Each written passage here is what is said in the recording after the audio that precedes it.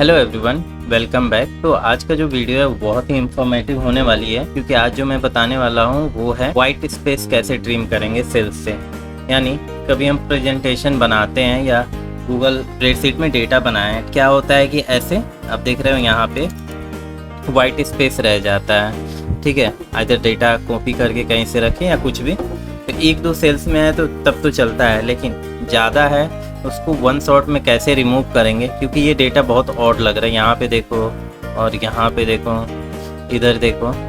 सो ये simply one click में कैसे हम रिमूव करेंगे वो देखते हैं, क्योंकि ऐसे आप कहीं कंपनी में काम करते हो या कहीं जॉब करते हो तो इससे बहुत इम्पैक्ट पड़ता है। तो हम सिंपली क्या करते हैं, सेलेक्ट करते हैं, चलते हैं डेटा पे क्लिक करेंगे और यहाँ पे same data clean up and then trim white space. तो यहाँ पे trim white space 6 cell selected, मतलब 6 सेल में है। अब देखो यहाँ पे था, ई में था और सी में था, सारे के सारे रिमूव हो चुके हैं वन शॉट में। मैं अंडू करके दिखा देता हूँ। आप देखो यहाँ पे ये 1 2 3 आई थिंक 4 5 और कहीं होगा, तो वो सारे के सारे रिमूव हो गए हैं वन शॉट में।